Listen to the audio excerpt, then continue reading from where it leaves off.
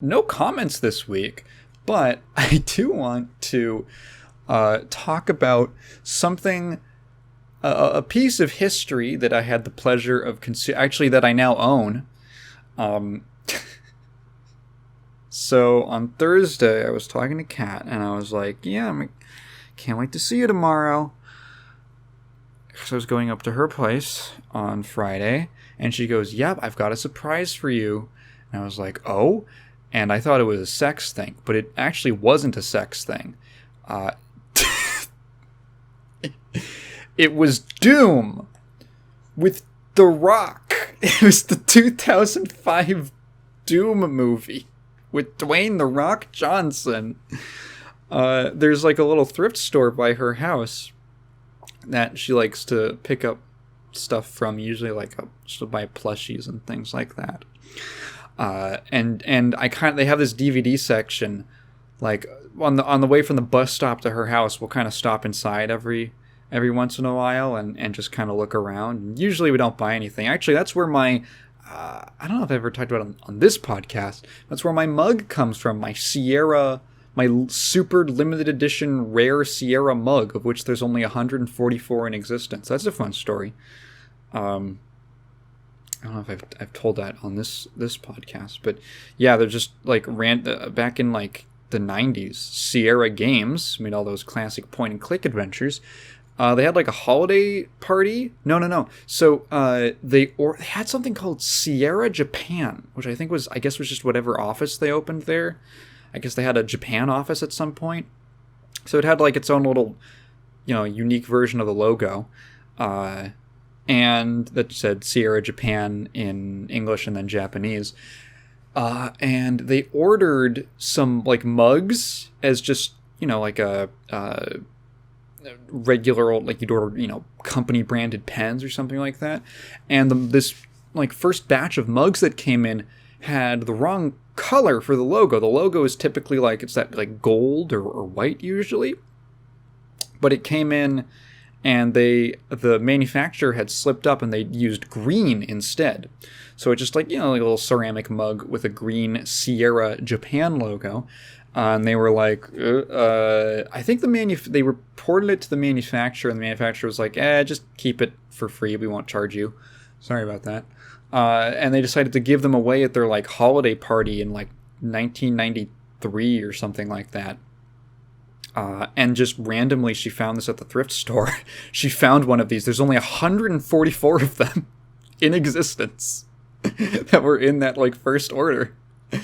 And she found it, and like we were texting, she sent me the picture, and she actually looked it up and found out how rare it was. And I was like, "How much is it?" And she was like, "It was like $1." So she bought it for me. Well, thank you, baby. Love you. And I use that around the house. It's a nice little mug. So that's like that's a little prized possession that I have. Anyway, I'm getting away from myself. So I would make this joke in the DVD section where I'd be like, haha, wouldn't it be funny if they had the Doom movie? The 2005 Doom movie with Dwayne The Rock Johnson. And this has kind of just been like a running thing of like, oh, I wonder if the Doom movie's here, because then I'll buy it. And then, so we walk. She goes, "There's a surprise." And she's like, "I have to take you to your surprise."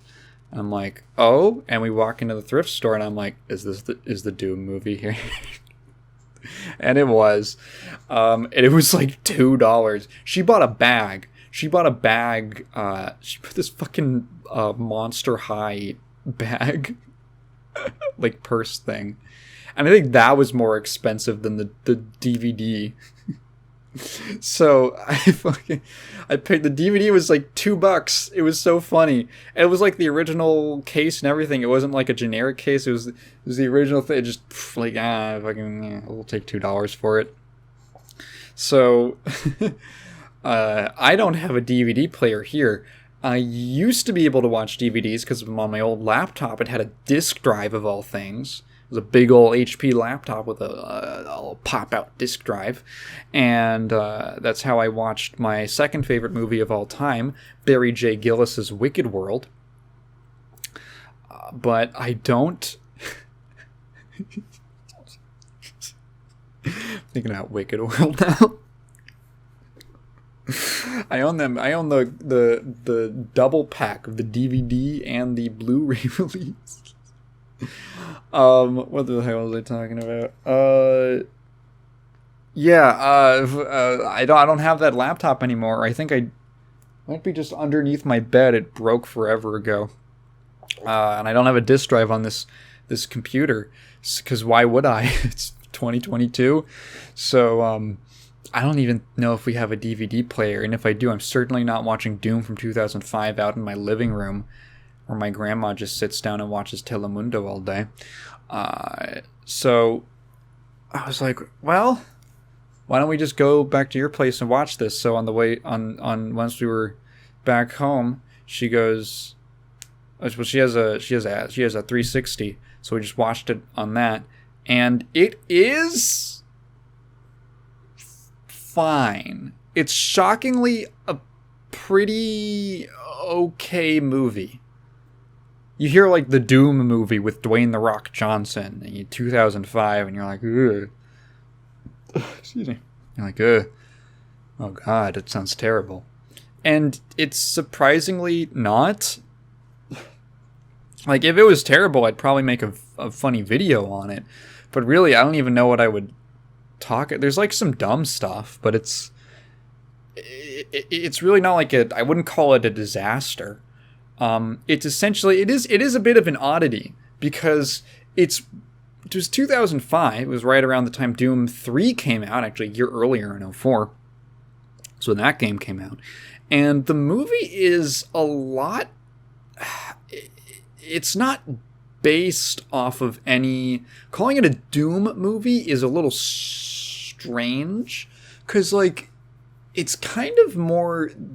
It's more like they took themes and aesthetics and iconography and monsters and stuff and ideas from Doom 3 in particular, and then sort of made a plot around it.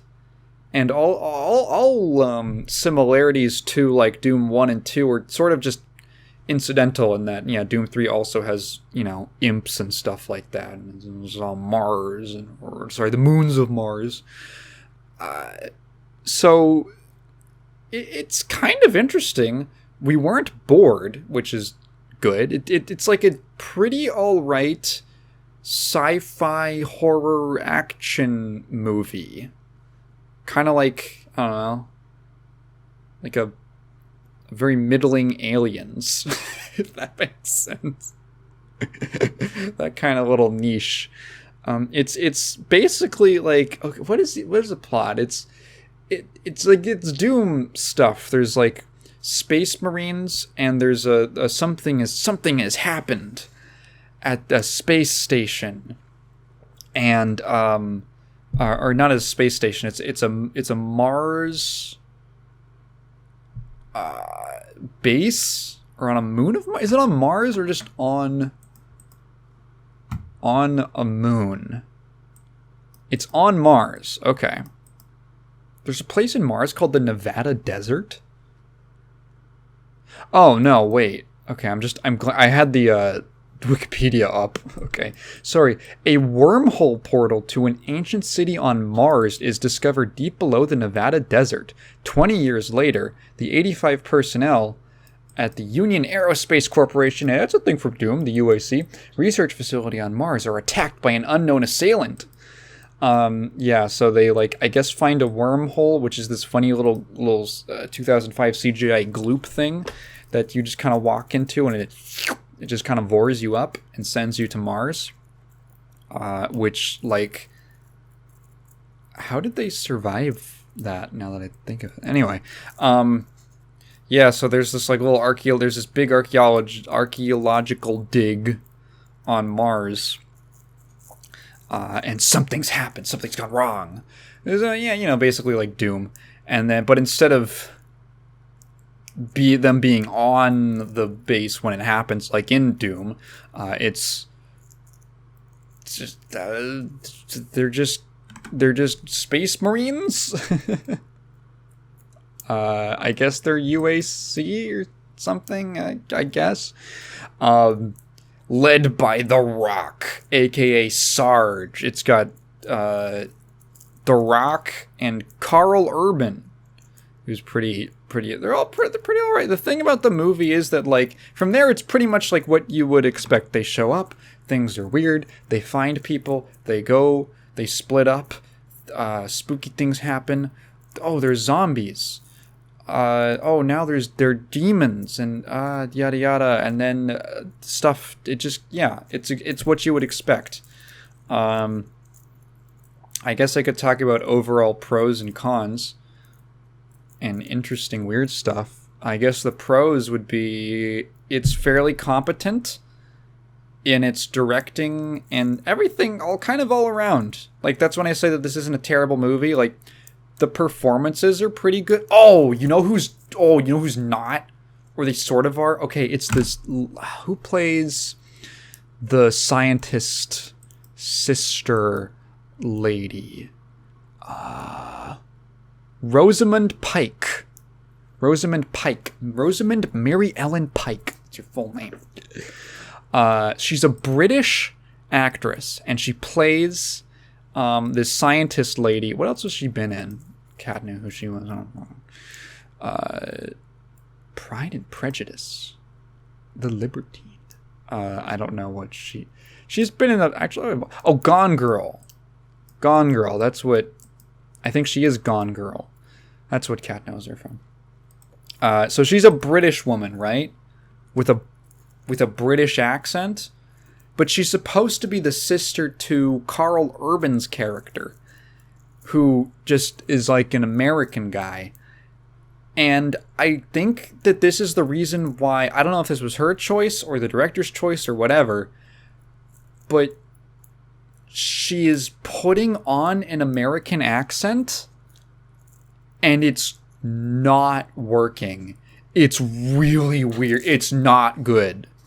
It's not quite like Keanu Reeves in Bram Stoker's Dracula level of bad, where it's like he's just swaying back and forth between two accents. It's more just, I remember in the first scene where she talks, there's like this one little bit, and Kat goes, "Oh, it's her from this and that," and then like she's talking. And then Kat goes, "Oh, that's funny. She's like British. I guess she's doing an American accent." And then I'm listening to the character speak, and there's this like word, I forget what it is, but there's a part of just her dialogue, and I'm like, does she have like an accent? Does she have like a weird, I was trying to figure out what kind of like American accent she was going for, because there was this word that she pronounced kind of odd, and I was like, that doesn't sound quite right. What is that? And then the more that she talked, I was like, oh my god, it's not an American accent. It's her British accent slipping in, like every line or every other line. There's just a little,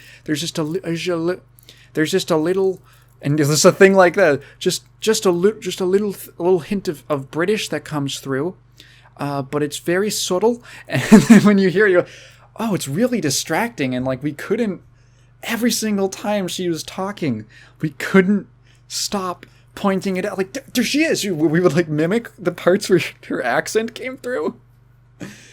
It's really weird. I don't know, man. Like, I feel like they could have gotten away with just having her speak in her normal accent, and because they're like kind of supposed to be sort of estranged or something.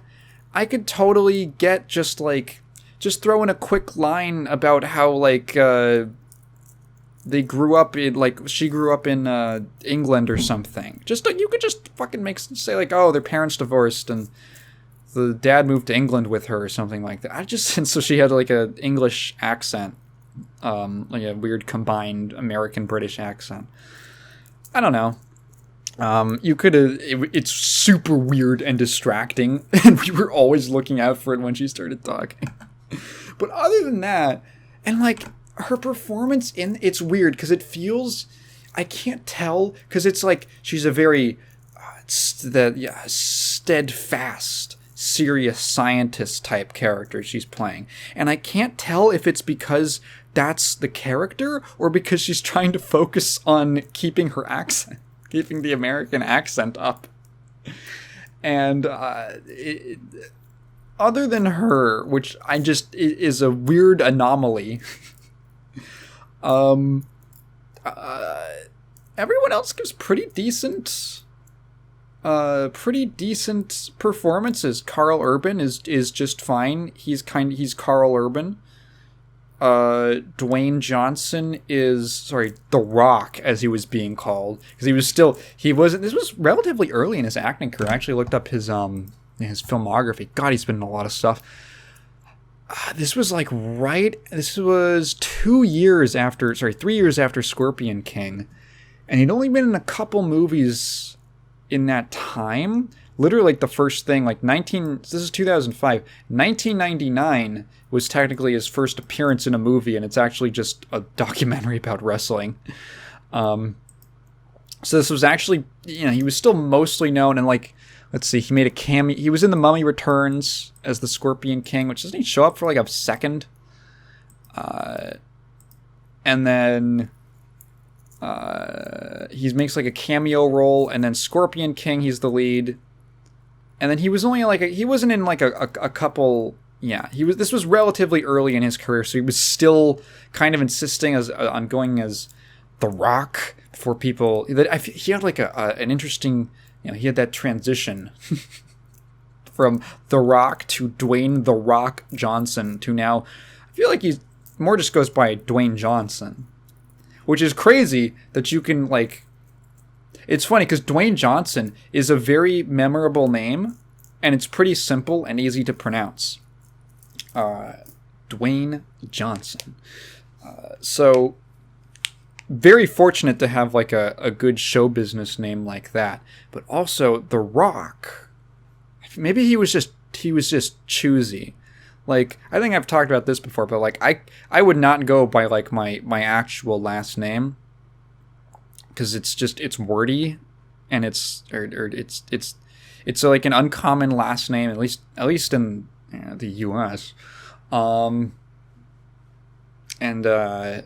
it just Taigen Moon rolls a lot better off, and Taigen's already hard enough for most people to pronounce properly. So I wish I had a snappy little. I mean, technically Moon is technically my real name. So what the fuck am I talking about? It's just I do have I am kind of like Dwayne the Johnson. I'm so used to saying Dwayne the Rock Johnson. I had a weird pause there. What else about Doom? Yeah, so the performances all around are pretty all right. Oh my god, there's a character. What a fuck. Okay, he's played by, what's his name? Richard Brake. The character's name is Portman. Okay, so the first scene that he's in is when they get the mission, right? Or Sarge comes in, and they're all goofing around, hanging out in the their quarters, their shared living quarters, and they're all just kind of talking and playing, throwing a ball around in the room, and you just get a little. It's pretty basic, just character introduction stuff. They have some lines, and specifically, Richard Brake's character Portman, what he says to a different character, he goes I'm gonna get. He's this Richard Brake. If you don't know what he looks like, he looks like a weirdo, and I think he's banked on that. He's 6'2" or something. He has this slicked back hair.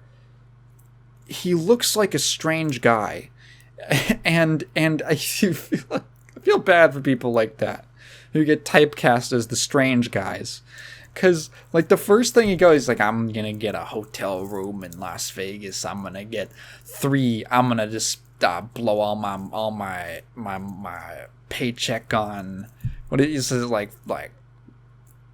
booze and a couple of she boys. Fucking Cal and I were whoa! Couple of what? Just the first thing you learn about this character is that he's so fucking horny. He loves cock. He loves little twinks and little gay boys and there's a dude, Al Weaver, that's the actor's name. And his nickname is the Kid. He's the young one in the group. And Richard Brake's character is always making these he says something. What the fuck? I can't even remember because we were like riffing on this so much.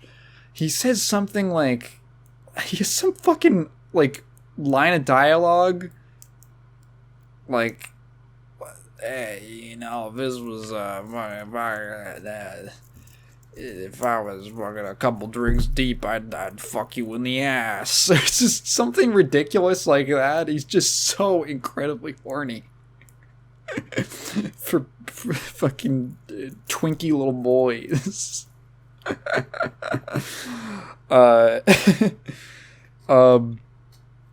the fuck else? Other good things about this movie: the lighting, the set design. And honestly, just the sets and the cinematography in general is pretty good. It doesn't look cheap, which I think is important. It looks decently like, okay, we're in like an atmospheric Mars base, and it looks like a sci-fi Mars base that's dark and gloomy because they were on like reserve power or something. It makes a lot of like darkness, and which also probably hides maybe the budget on the sets. The darkness, the dark, a lot of like shadows and characters being lit from like only one side, and stuff like that. Very quiet, not a super present score. Very like in the background until there's like certain action scenes and stuff like that. Pretty tasteful, like in the like music, I would say overall. Yeah, decent like atmosphere and mood and stuff like that. It's all right. It does its job of being kind of like a middling Aliens. That's what I called it. Anything else that's good? There's some like fun references. There's a lot, like the doctor who sends like the distress signal at the beginning. His name is Dr. Carmack. And there's another one named Dr. Willits. And there's like specifically this team of like 6 scientists, and I was like, oh, because Doom was made by Doom 1 was made by around a team of 6 people. But for some weird reason, the other scientist characters who do get names are not references to the actual. There's no like Romero or Hall or anything like that, or a second Carmack, an unrelated other Carmack. But yeah, I mean, what else? Oh, there's a character named Pinky. And I'm like, oh, okay, yeah, because the bowl demons, they're nicknamed Pinkies from Doom. And there is... I'm sorry to spoil Doom with Dwayne "The Rock" Johnson from 2005, but I will be spoiling it. So, like, this... They never really... Oh my god, I totally just remember this plot point. They do explain what it is. This is the stupid shit. Okay, so the big thing with this, or the twist or the reveal of what's going on is, oh my god, people are turning into zombies. What the heck? And then after they turn into zombies, they turn into demons. Well, they're not really demons. They're just aliens. They're like alien... They're not even aliens really, they just mutate into like a Doom 3 looking imp or something like that. And the reason for this is so there was like whatever, this city on Mars or something, like in the ancient past, and there was a condition where people would either become superhuman or turn into a doom demon monster. And that depended entirely on like some obscure genetic factor of whether or which one you would get, essentially. I think they say something like predisposition to like rage or something. I don't have no idea. They kind of make it vague, but like either you're going to go, it's kind of a random 50-50 shot of whether you're going to get superhuman or turn into an imp. And specifically, what this enhancement was that caused this reaction is that they had a 24th chromosome. That is legitimate. That is legitimately the secret power. Is having an extra chromosome that makes you a superhuman. I'm not fucking joking. They literally say the 24th chromosome. We were just looking like there's no way that's the actual explanation, but it is.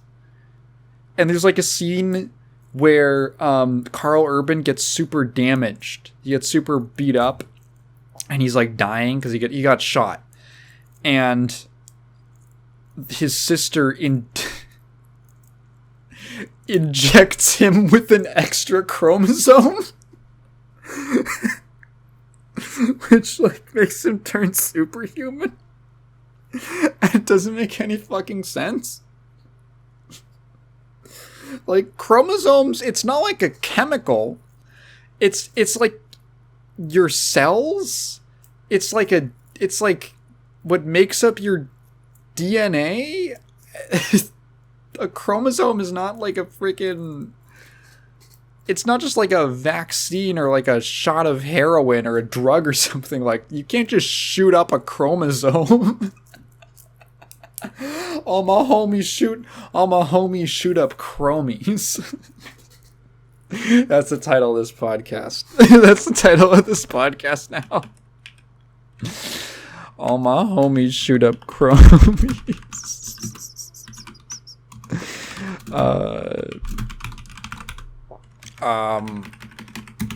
Yeah, it's really dumb. It's really stupid. That's part of the stupid stuff. What's other silly things? Oh, the Pinky thing. So there's a character named Pinky. And he has... I don't remember if this was something based on... I haven't actually played Doom 3. I don't know if there's a character like this, but he basically... he has like... He lost his bottom half of his body in like a teleporter accident, which they weirdly... So technically this was like the unrated extended cut, which has a couple extra shots and stuff, and then like... Now that I found like a list of things on IMDb of what was added in the unrated cut, and it makes sense why it was cut, because like it's really awkwardly like it's clear that like, oh, they shot a thing and then they didn't know where to put it, so they took it out, and then this cut just kind of adds it back in. Not a ton of things actually. Some of the things I was like, oh, that was a deleted scene? Interesting. Some of them feel perfectly natural. Other things, so they say, like, they're introduced to Pinky, who's like this, what is it? He's some kind of management guy on the base, on the research facility. And he's like he's explaining how he lost his legs, because his bottom half is like, it's like a Segway. So he just has like two wheels. And he says like, oh, I lost it in a... because they say like, oh, the teleporting used to be a lot less stable, and he goes like, yeah, sometimes you can lose part of your body or something like that. And then there's just a random, really awkward feeling cut to a shot of the teleport goop thing opening up and then 2 legs shooting out, like popping out, to like a whole severed like bottom half. And we were watching that like, what? Wait, was that part of the... did that just happen? Why are they showing this? Is this like a cutaway? Is this like in the past? What is the shot? And yeah, I guess it's supposed to have been something that happened in the past, but it is not presented like that. It's presented like a weird, like literally like in a like it's a cutaway gag or something like that, which is not like the visual language of the rest of the film. Nothing else in the film does that. Much less to something that's supposed to be happening at like a different time. It's so weird. It just turns into Family Guy for 1 second. That's super weird. Anyway, so this thing that makes people mutate, in the end, when everything's like really going to shit, Pinky turns into a Pinky. He turns into the Bull Demon. And you could tell because he's got like the bottom half, the robot bottom half. And I was like, oh, haha, funny. Let's see. One of the other... so what's that? Another stupid thing. So like this whole thing when they figure out that like, oh, there's this chromosome that like, oh, because when you turn into the demon monsters, you can they'll like wound people on their neck or something. It's usually like a neck wound, and then it's like a zombie virus, and it'll make them it'll pass the 24th chromosome to them. I have super Down syndrome. Ah! And so there's like a threat that if one person is infected, they could infect other people. So Dwayne Johnson's character, Surge, excuse me, starts his thing once he discovers this is that they just need to kill everyone on the base. Just kill everybody. And there's like, this is like the moment where he turns into the villain, where he's like the heroic kind of leader character, and now he's like the villain, and it's kind of like, I guess I sort of understand his motivation. Okay. But yeah, he basically turns into the... because the movie doesn't really have a de facto villain until The Rock. Until this happens. So... what even happens? So there's like this whole thing like, oh, well, you just want us to kill innocent people, and so he sends people like sends them to go spread out and look for survivors and just fucking shoot them off. Shoot them up and kill them off. And the kid character comes back and he's like, oh, I found some survivors. And he's like, did you kill them? And he's like, no, they're not like monsters or anything. And so he's like, you need to kill them. And he's like, I don't really know. He's like, you need to kill them. And he's like, I don't really want to. In like a weird mirroring of the backstory to Doom 1. If you don't know, technically the Doom guy's backstory in the original Doom game is that he was like a soldier in, I think, the Vietnam War? Maybe I'm just making that up. But he refused... No, it doesn't make any sense because it takes place in like 2045 or whatever. He was like a soldier, and he had like a superior officer who told him to shoot some civilians, and he refused. So he was sent to Phobos as punishment. They sent him to the boonies of space, and then that's when the plot of the original Doom happens. The plot, quote unquote. So like the I guess that was kind of supposed to be an homage. Maybe it was completely accidental. I have no idea. There's also sort of like like they could have done this where Tom Hall, who worked on the original Doom and then left during Doom 2's development, there was some friction between him and the rest of the team. But Tom Hall wrote this document called the Doom Bible, which was basically like during development, it was essentially like, hey, I'm just going to write down a bunch of like design stuff, backstory, different kinds of weapons and enemies and stuff like. Basically, he wrote a design document called the Doom Bible. It's like 13 pages or something like that. I forget how long it was. But basically, he wrote this thing, and he wrote up... most of it got scrapped. They kept a couple things, I think, but most of it just got thrown out. I think that was partially... That's where the famous John Carmack quote, where he says, story in a game is like story in a porno.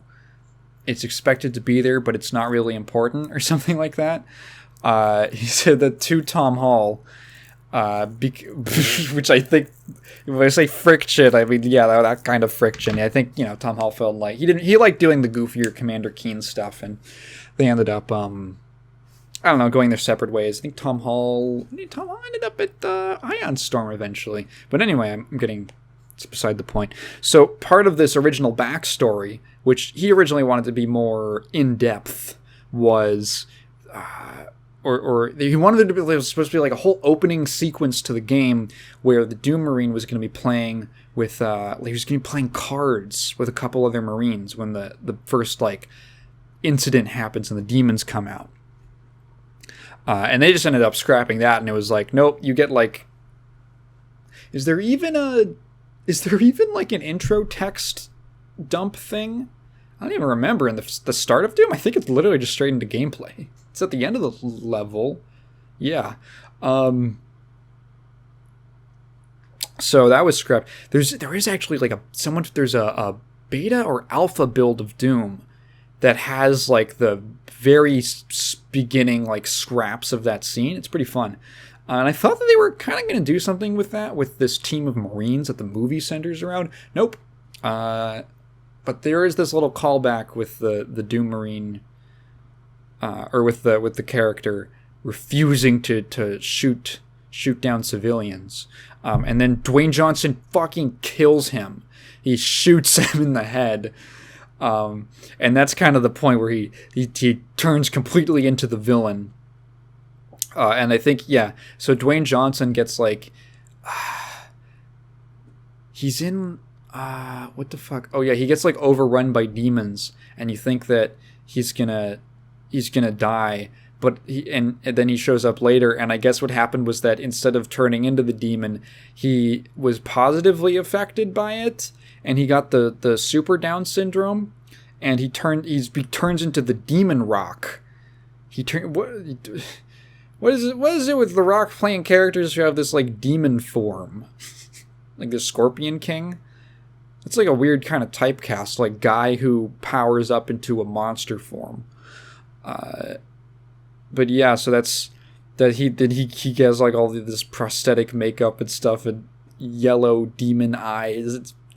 It's pretty goofy. He's just straight up evil. He has the awesome line where he and Karl Urban are having their duel, and fucking like they're like,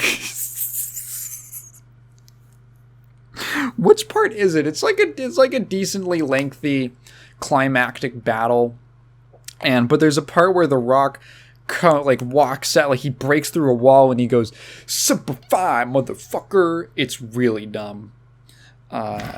Faithful to the core. That's like the line right after. There's this goofy shot where Karl Urban he's like, because they're in like the ruins of the facility in like this big open area with a lot of like pillars and tables and stuff, and it's all dark, and there's just like lights flickering, and there's this big wide shot of Karl Urban walking up to a bunch of rubble, and from around the corner, you can see the Rock sneaking up towards him, and he's holding just like a big pillar, like a metal beam or something, and it's like a fucking Tom and Jerry bit, or like Looney Tunes. Like he's walking around with a big mallet. He's gonna bonk him on the head. Oh, it's so dumb. It was so funny. Fuck. I don't. I can't remember if there's any other references to the Gabes that were like amusing. Are there any other quotes from this movie from IMDb? Oh! Yeah, there's a character named Mac. I totally forgot about this. There's a character named Mac who, like, I'm pretty sure... I thought we could have sworn he was a, he was, like, a deleted scenes or, like, some kind of cameo or something. Yeah, he doesn't even have a picture on the actor. Doesn't even have a picture on the on IMDb. I think he was like a cameo because there's this scene, random scene where he just shows up and it's this Asian guy who is like not there. The actor's name is Yao Chin. That's what he is. And Pinky's it just random cutaway. It's like after they split up, we just cut back to the base with Pinky, and he goes, "You don't look like a Mac." And then he goes, "Katsuhiko Kumanosuke Takashi." I'm like, that's a fucking weird Japanese name. So first of all, it's a Chinese actor, and he's playing a Japanese character who, like, I don't think does anything, and just shows up, and what even is this character? And he has a weird name, Katsuhiko Kumanosuke Takashi? What is this? What is this character? Who are you? Yeah. The fucking yeah, oh, here they have the quote from Portman. "I'm gonna lock myself in a motel room with a bottle of tequila and 3 she-boys." I can't say I've heard that one before. That term. Oh, the BFG shows up. It's called like the Bioforce gun, but there is a bit where Dwayne Johnson sees it for the first time and he goes, "Big fucking gun." Oh, there's a really stupid scene. There's this character who doesn't really do anything but die. He's like supposed to be Christian, and there's a scene where they're just like tiptoeing around the facility. Excuse me. They're tiptoeing around the facility, and he like knocks over a can that like is like a big barrel, and it like bangs down all the way down these stairs. And he goes, "God damn it!" And then he stops, and the other guy looks at him, and he takes out a knife and like cuts a cross into himself. Like, what the fuck is he doing? Like, into his skin? And he looks at the other character and he goes, "I took his name in vain." And we were like, "That, oh my god." Dude, the writer must have thought that was the coolest line. That must have been the cool, that's like the nothing personnel kid. Oh yeah, I guess the only other interesting thing about the movie that's left to talk about, this was kind of like a big selling point. There is an extended first-person action scene in the end after Karl Urban goes into his super Down syndrome mode. We might call it up syndrome. There's like a whole bit where he's because he's cornered and he gets a thing injected into him, and then he fights his way through the oncoming demons, and it is I would describe it as being like, it reminds me of like a less of a first person shooter and more of something like House of the Dead. Like an on-rails thing, like an on-rails shooter, or like a carnival attraction or something like that. It's very, it's interesting. It's interesting that they at least did. What I got from this movie is that it seems like people kind of cared about it. Like, there's effort put into it, somewhat. It doesn't feel lazy, and I think that scene is probably like, oh, this would be really cool. And it sort of is, but it ends up coming off as a little hokey, honestly. You could probably just look it up on YouTube. It's like, I think the full version in the extended cut was like 10 minutes. And it's just like a really extended like action sequence. It's sort of neat, but it's got like some very silly stuff, like shoots a demon and then to his left, and now suddenly there's like another demon right there. It's got that thing where the movements are too smooth, and it's just a little too smooth, you know, and it makes it look like one of those, like, oh, that terrible trend in like the 2000s. I feel like this even carried in like a little bit of the 2010s of just making like a fake gameplay trailer. Those were the worst, where they would just have like a very clearly pre-rendered CG cutscene, but they would slap UI elements over it, like a crosshair and an ammo counter and a health bar, or something like, you know, health bar.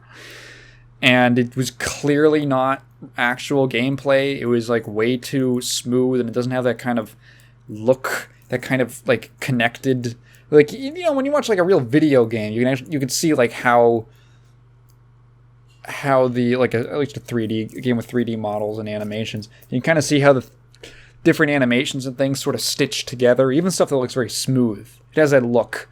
You know, a camera looks very specific when you're controlling it with a mouse or an analog stick.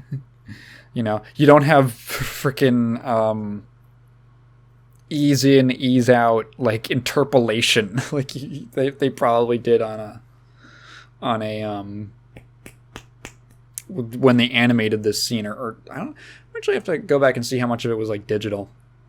Yeah, it's kind of neat. It's cool. It's a bit of a novelty. I guess appreciated send up. I wasn't bored. At no point during the movie was I bored, I have to say. Oh, there's some really bad fake CG blood, but that just happened at the time, you know, whatever. The demons look fine. There's one legitimately creepy shot where they're in like the sewers of the base. And this is like, I think, the first kill that happens on the team. And they hear something, and there's like one guy who's it's the Christian guy who's isolated.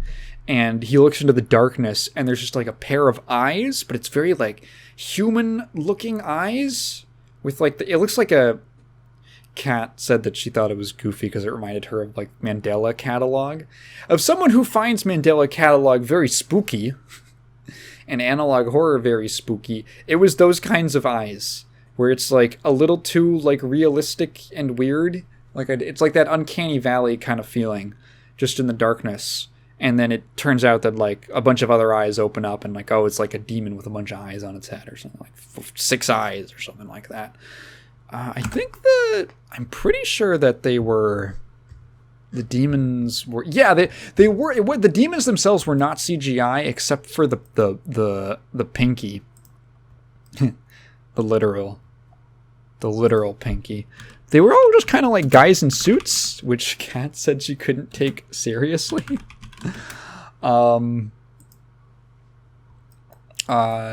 Yeah, most of it, like, and I think they look decent. They have that sort of jerky motion. I like a guy in a rubber suit.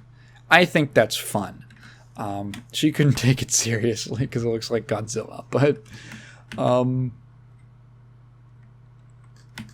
yeah, it looks decent. Overall, not as bad as I was expecting. It's really nothing special, and honestly, if it wasn't called Doom, and you changed just some of the what would you say, like, that, just, you know, the details that kind of loosely connect it to the games, it wouldn't really be anything that interesting. It could pass as just a perfectly perfect, just like a kind of popcorn sci-fi horror action movie. Middling aliens. Yeah. You know, it's fine. It's fine. You can have fun. You can have decent fun. It's actually like a pretty nice little riff movie, because it's not boring, and it's competent enough that it's like, okay, this is fine, but it's also got a lot of stupid stuff. I don't know how great it would be to watch on your own, but if you've got some friends who like Doom or I don't know, just, are into kind of poking fun at movies while you're watching them, put on something silly. It's actually pretty good. I think, material for that.